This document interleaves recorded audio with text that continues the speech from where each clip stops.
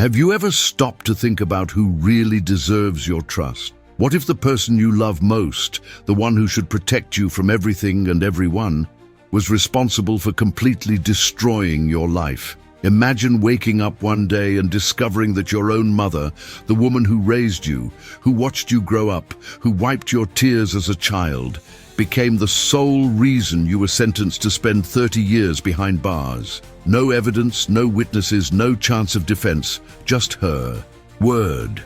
A simple statement that was enough to transform an innocent man into a prisoner forgotten by the world. This is not just a story of miscarriage of justice, but one of the most unthinkable betrayals anyone could suffer. Leonardo Martins led a simple life, worked hard, dreamed of building his future, but everything was taken away from him the moment his own mother pointed the finger and accused him of a brutal crime. He didn't know why. He couldn't understand what he had done to deserve such injustice, but before he could even question it, he was already in handcuffs, surrounded by police officers who treated him like a monster. The newspaper headlines didn't talk about doubts or investigations. They just highlighted his guilt, even before the trial. And that's how his life, his dreams, and his freedom were crushed. What would drive a mother to destroy her own child like that? Was it revenge, fear, a dark secret she never wanted to come out? This is one of those stories that seem like fiction, but unfortunately are all too real. And the most revolting, the truth only came out when it was too late. Stay until the end, because every detail of this story will make you question how far justice can fail and how far a person can go to hide the truth. If this story has already left you outraged, get ready, because what comes next will leave you speechless. Justice didn't just fail, it destroyed a life without looking back. But now I want to know, do you believe that a single accusation is enough to end someone's future? Does the system really seek the truth, or does it just need someone to blame? Comment below. Every like makes this story reach more people. Every subscription helps us continue exposing injustices like this. Join us in this fight. Every person who watches makes this injustice heard. And when the truth gets out, the injustice loses power. Leonardo Martins was like any other young man who dreamed of a better future, raised only by his mother after his father abandoned them. He learned the meaning of responsibility from an early age. He worked hard, often working double shifts to ensure nothing was missing at home. He and his mother were inseparable. As a child, Leonardo loved being in the kitchen, watching his mother prepare dinner. He remembered the smell of freshly cooked rice, the sound of the knife hitting the cutting board as she cut the vegetables. "You need to learn to cook, son, because one day I won't be here," she said, laughing. At that time, the idea of losing your mother was unthinkable. He hugged her tightly and said, "You will live forever." Now, sitting in a freezing cell, he wondered if that affection had ever been real. Could it be that his mother was already planning to destroy his life, even when she said she loved him? Could it be that all those nights of stories and hugs were just lies disguised as affection? What happened to that woman who swore to protect him? The answer would never come. He was alone. To him, she was more than a mother. She was his rock, his greatest ally, the person he would do anything for. He grew up believing that a mother's love was unconditional, that the bond between them was unbreakable. But sometimes the ones we love the most are the ones who destroy us the most. As a child, Leonardo remembered how his mother held him when he had nightmares. "I'm here, my son. I will never abandon you," she whispered. He believed those words with all his heart. Now, lying in a cold cell, he asked himself, at what moment did that change? At what moment did that protective mother become the woman who destroyed his life? Leonardo's days were simple, but full of hope. He dreamed of opening his own business, building something from scratch, maybe a small restaurant in the city. He saved every penny, always with the aim of improving his mother's life, of repaying all the effort she made for him during his childhood. He had no vices. He didn't get involved in problems. And everyone who knew him said the same thing. Leonardo was a man of character, someone trustworthy, someone who would never hurt anyone.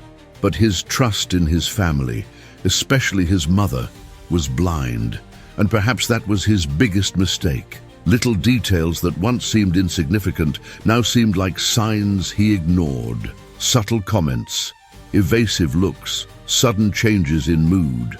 But he never imagined that all of that was the harbinger of a betrayal so great that it would steal decades of his life. And the scariest thing, he didn't even see it coming. The day started like any other. Leonardo woke up early, drank his coffee and went out for another day of work, without even imagining that this would be the last time he would step into his house as a free man. When he returned, tired after a long day, everything seemed normal, until he heard a loud knock on the door. Before he could even react, the house was invaded by armed police officers who ordered him to put his hands on his head. He was paralyzed. I didn't understand what was happening. He looked at his mother, waiting for her to say that this was a mistake, that it was all a mistake. But what he saw was something he would never forget. Her expression was cold, almost indifferent, eyes downcast, breathing heavy, but no attempt to stop them. And then came the accusation, a brutal crime, something so absurd that his mind refused to process it. He tried to argue, tried to explain that it was impossible, that he would never even imagine doing something like that. But her own mother's words weighed more than anything else. The woman who raised him, who said she loved him unconditionally, now handed him over to the police as if he were a monster. Neighbors came out of their houses whispering, looking on in disgust and fear as he was handcuffed in the middle of the street. Every step he took, dragged by the police, was as if another piece of his life was being destroyed. Shock and confusion soon turned to despair. When he realized that no one was willing to listen to his version of events. After all, if not even his own mother believed in him, who would? On the way to the police station, his heart was beating so hard, it felt like it was going to explode. He tried to think, tried to remember anything that could explain this madness, but nothing made sense. How did everything change so quickly? How in a matter of minutes did he go from being a free man to becoming a criminal before the eyes of the world? He could barely breathe when he saw the cameras flash. The news had already spread, and the press was there, hungry for a scandal. "Young man accused of shocking crime," said the reporters. But Leonardo knew the truth. He knew he didn't do anything. But did it matter? He felt in the look of the police officers, in the way they treated him, that his sentence had already been written even before a trial. His name was already tarnished. His life was already destroyed. And worst of all, the woman who should have been by his side was the same one who put him there. The courtroom was packed, cameras pointed at Leonardo, flashes exploding every second, reporters rushing to capture any detail, any expression that could be sold as the face of a criminal. The tension was suffocating. On the prosecution side, his mother sat with her head bowed, the expression of a woman devastated by her own son's crime. On the defense side, only Leonardo, alone, lost, trying to understand how his life had become that endless nightmare. There was no physical evidence, no witnesses, no forensic evidence linking him to the crime, just his mother's word echoing through the courtroom like a death sentence. The prosecutor didn't need anything else. He pointed to Leonardo with fervor, describing him as a monster who deceived everyone, a wolf in sheep's clothing who betrayed his own family. The narrative was strong, and the jury, made up of ordinary people already contaminated by the media, heard every word as if it were absolute truth. The press had already decided his fate long before the judge hit the gavel. Sensationalist headlines appeared in newspapers and TV programs. The monster son, treason and crime, the case that shocked the country, justice for the desolate mother. Public opinion did not want the truth. They wanted a culprit, a tragic story to consume, a villain to hate. And Leonardo was that villain. His lawyer, an overworked public defender, was trying to argue that there was no Evidence that a conviction based on words alone was a huge mistake, but no one listened. The judge, impassive, looked at Leonardo as if he were a lost cause. When the prosecutor asked for the maximum sentence, the silence in the courtroom was piercing. Leonardo looked around, trying to find a single look of empathy, but all he saw were cold, indifferent faces. The feeling was that the air had disappeared from the room, as if it were being slowly suffocated. The judge leafed through papers. Without expression, the prosecutor had a look of triumph, and the jury didn't even seem to have any doubts. Every second of silence was a martyrdom, and Leonardo felt the vertigo of his sealed fate. He wanted to scream, say it was all a mistake, but he knew no one would listen. His own mother was there, fake tears streaming down her face, and he wondered if she had ever hesitated. Did your conscience get weighed down at some point? Or was she so committed to the lie that she had already convinced herself? The gavel came down hard, and the word guilty echoed in the courtroom like a death sentence. It was the end. The jury barely needed to deliberate. When they returned, the sentence was read, guilty, life imprisonment. Leonardo felt his body paralyzed. His mind screamed, but his mouth couldn't form words. He looked at his mother, hoping, perhaps, that in that final moment she would retreat, that she would say it was all a terrible mistake. But she remained motionless, without looking up, without reacting. And at that moment, Leonardo realized that it was not just justice that had condemned him. His mother had already sentenced him a long time ago. The court erupted in murmurs and expressions of relief. For them, a criminal was finally off the streets. For Leonardo, that was the end. Handcuffed, dragged out of the courtroom like an animal, he heard the applause of people who didn't even know his story.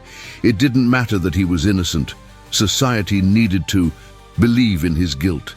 And now he would spend the rest of his life behind bars, paying for a crime that never happened. Now, close your eyes for a moment and try to imagine. The person who was supposed to protect you, the one you loved and trusted most, was the same person who completely destroyed your life. You were ripped away from your freedom, treated like a criminal, forgotten by the world, all because of a cruel lie. After losing everything, that person simply looks you in the eyes and asks for forgiveness. And now, what would you do? Do you think a few words can erase years of pain? Or are certain betrayals unforgivable? Comment here, forgiveness or justice. Your answer can say a lot about you. From the first day behind bars, Leonardo felt the weight of an injustice that seemed to have no end.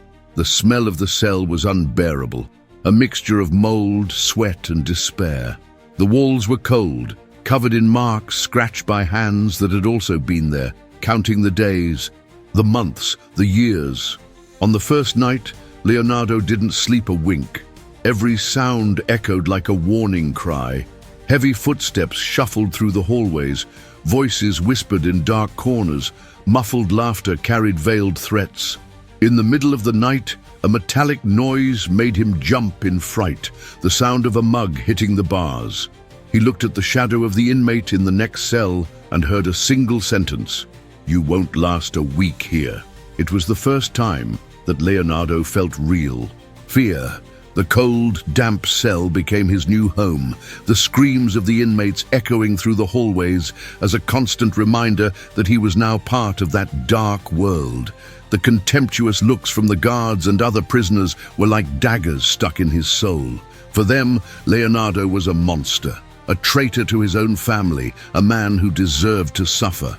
The truth? He was just a victim of a cruel lie, but no one cared about that. The first few months were a nightmare. One morning, while Leonardo was trying to remain invisible, a group of inmates surrounded him in the cafeteria. Their leader, a huge man with tattoos running up his neck, knocked on the table next to him. "I heard you betrayed your own mother," he said, his voice full of contempt. Leonardo didn't have time to react. The punch came fast and accurate, catching him in the stomach. He fell to the ground, panting while the others laughed. "In here, traitors pay a high price," the man continued. In the following days, Leonardo avoided even looking up. He knew that if he reacted, if he showed weakness, it would only be the beginning of hell. He was beaten more than once, thrown to the floor like a bag of garbage, trampled on by inmates who wanted to teach the new prisoner a lesson. The prison guards did nothing to prevent, and often even encouraged, the attacks. The food, if it could be called that, came mixed with dirt when it wasn't thrown onto the floor before he could even touch it. Sleeping was almost impossible. Every noise, every step in the hallway, every door that opened could mean the worst. The feeling that he could die at any moment was suffocating. There were nights when Leonardo clung to the only thing that still kept him sane: hope. But this hope was cruel, as it never came true. He spoke to himself, trying to remember the sound of his own voice, as he spent days without saying a single word to anyone. The darkness of the cell seemed to grow around him, suffocating him. In one of those moments, he looked at himself in the small, cracked mirror that was in his cell and barely recognized the man he saw. The haggard face, the dull eyes, the disheveled beard. Who was that? He felt a pang in his chest. Would he still know who he really was when he was released?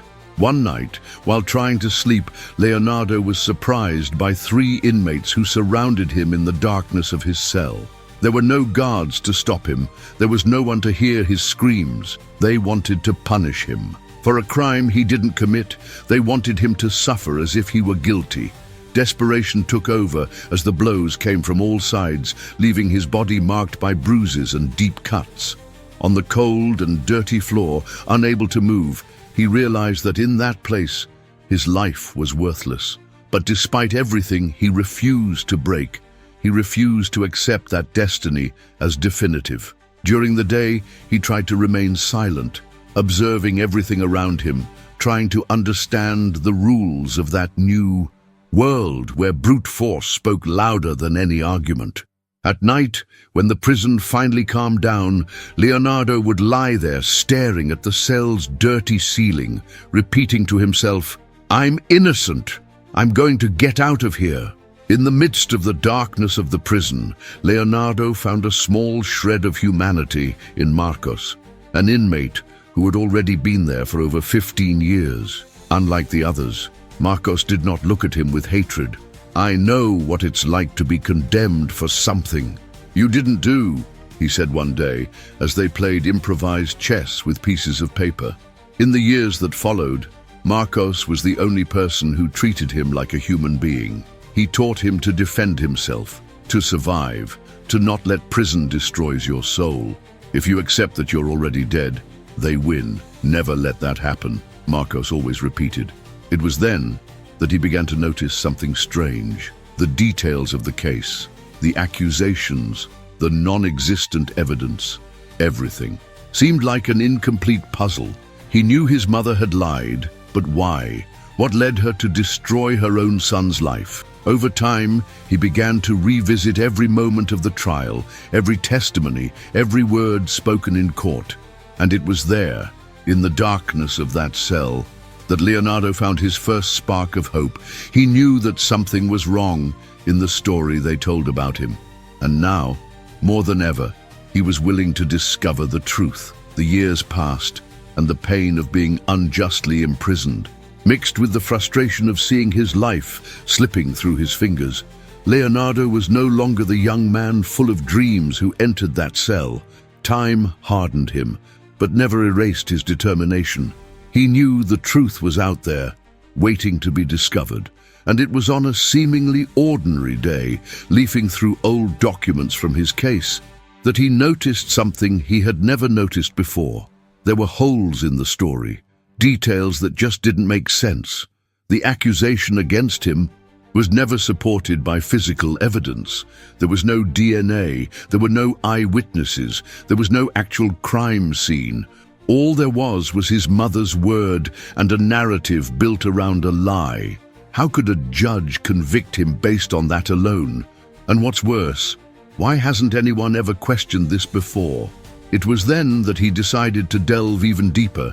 He started writing letters to lawyers, to investigative journalists, to anyone who would hear his story. Many ignored it, others promised to look into the case but never responded. It was as if the world had decided that he should remain forgotten, buried in that cell, as if he had never existed. But then, when everything seemed to be repeating itself, a lawyer responded. He agreed to look into the case, but warned to get a new hearing more than just suspicions would be needed. They needed something concrete. It was only when a young journalist named Daniel began researching the case that things began to change. He found grotesque flaws in the process, witnesses ignored, evidence never tested. Daniel began publishing Leonardo's story on a blog, and little by little, the pressure of public opinion began to grow. More people wanted answers. How could the justice system allow a man to spend 30 years in prison without a single concrete piece of evidence? The more Daniel dug, the clearer it became that something was very wrong. Leonardo felt a hope that he hadn't felt in years, but that hope soon turned to fear when he realized that every time he tried to reopen the case, his mother was there, reaffirming the same accusation, supporting the lie that destroyed his life. He didn't understand. Why would she do that? What made her continue to carry this lie for so many years? Would she ever feel remorse? Still, he couldn't give up. Now, more than ever, he felt he was close to discovering the truth. And one thing was certain: he would not leave that prison carrying the guilt for something he never did. The years passed, and the truth seemed like a distant dream. Leonardo no longer counted on justice, nor did he expect a miracle. But then, one day, the impossible happened. A guard approached his cell with a different look, a less cold, almost human tone. "Your mother wants to see you," he said. Leonardo froze. For years she had denied him, reaffirmed her guilt, maintained a lie that destroyed him. But now, about to leave this world, she called him. The hospital smelled strongly of medicine and desperation. The woman who had once been his world was now just a shadow of what she once was. Fragile, pale, her eyes sunken by the weight of years and perhaps by the weight of her own conscience. Leonardo entered the room without knowing what to feel. Hatred, sadness, hope. She looked up slowly, and for a moment he saw there the mother he once knew. But what came next was something he could never have imagined. With a weak, trembling voice, she spoke the words that would change everything. "I lied." 3 words that echoed in Leonardo's mind like thunder. He felt the ground disappear beneath his feet. His breathing became heavy, his hands trembled. He had waited so long for this, and at the same time, he dreaded hearing what would come next. The mother continued. He said that at the time, she needed to protect someone. A dirty secret, a mistake that needed to be covered up. Leonardo was the perfect sacrifice. Young, naive, unable to believe that his own mother could do him so much harm. She cried. He begged for forgiveness. He said he had carried that weight for years and that now, before he left, he needed to tell the truth. But what was the point? He lost everything.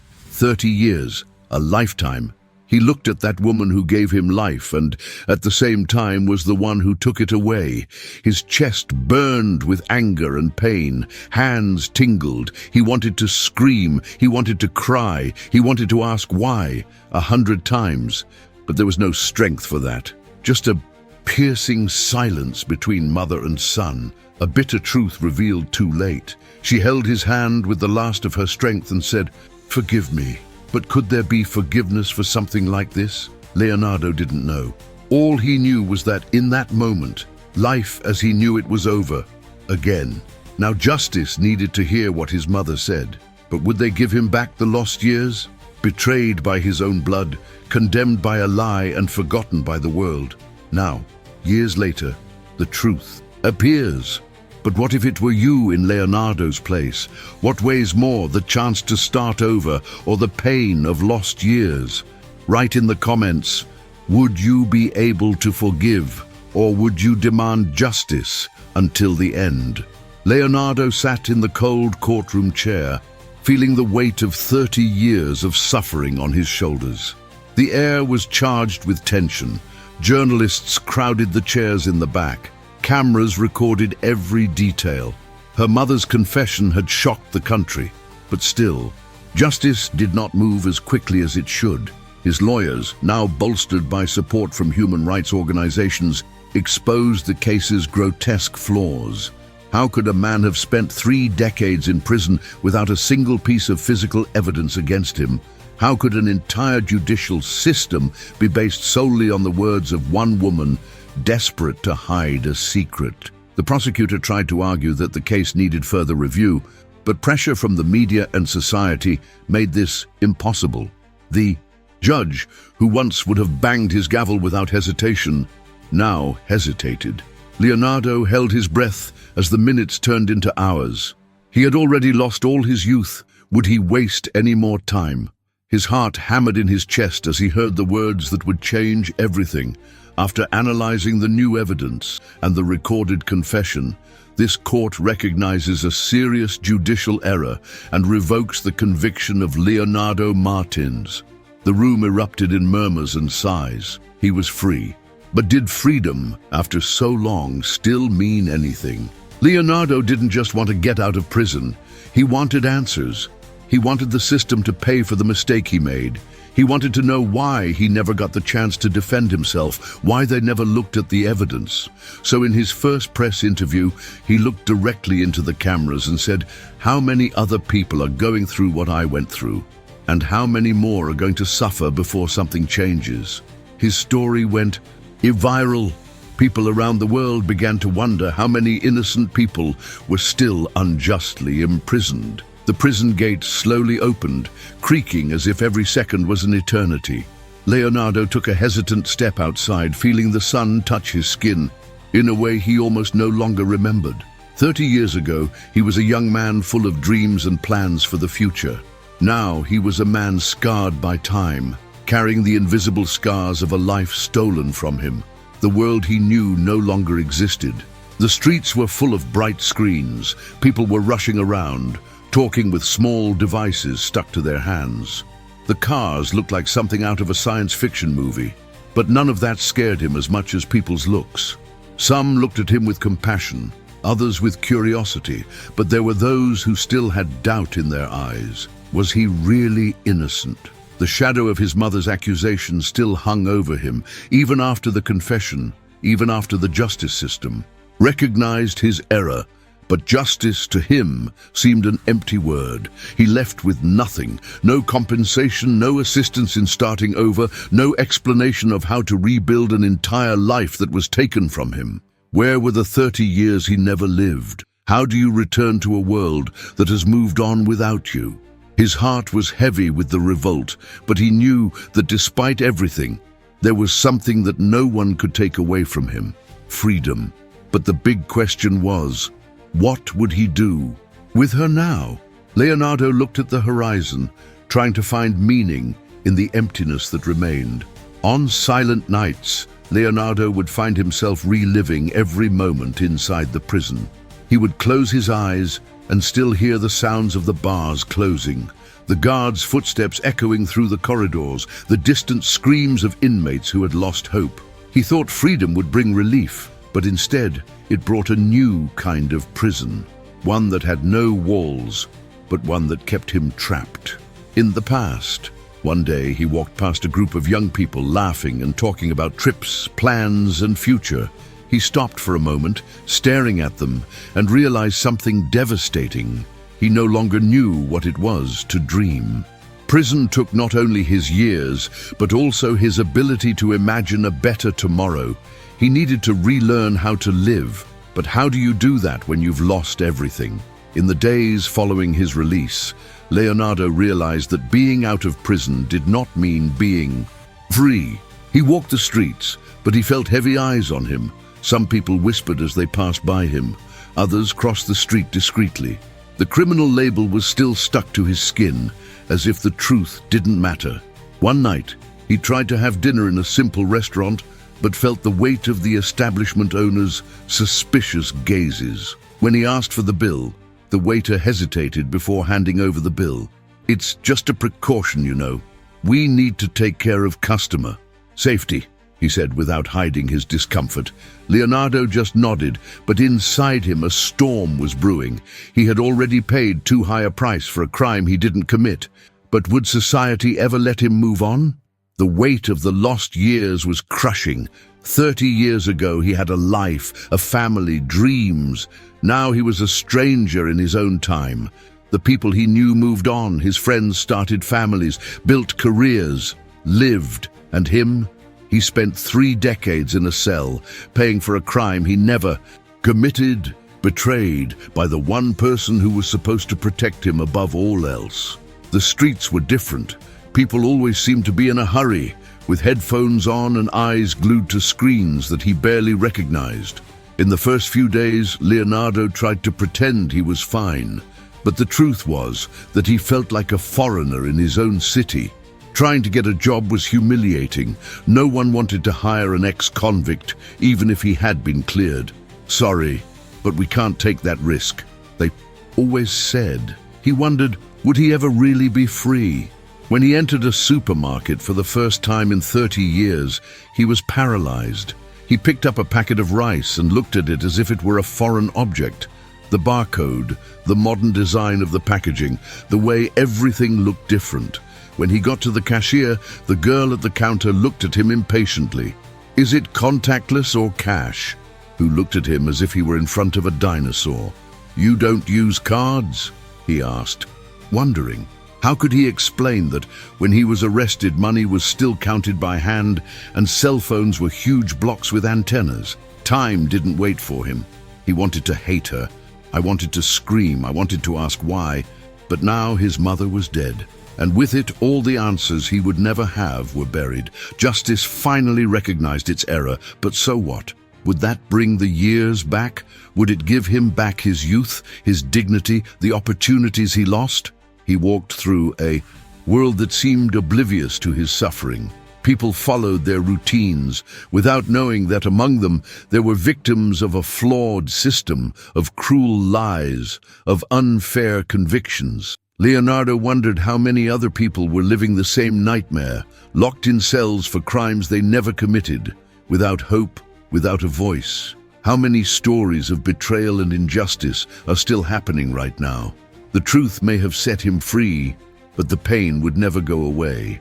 And now, the only thing he could do was decide what to do with his freedom, if there was anything left to live for. Leonardo lost everything because of a lie. But does justice really learn from its mistakes?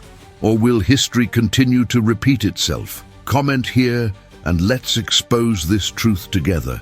If this story revolted you, don't let it be forgotten.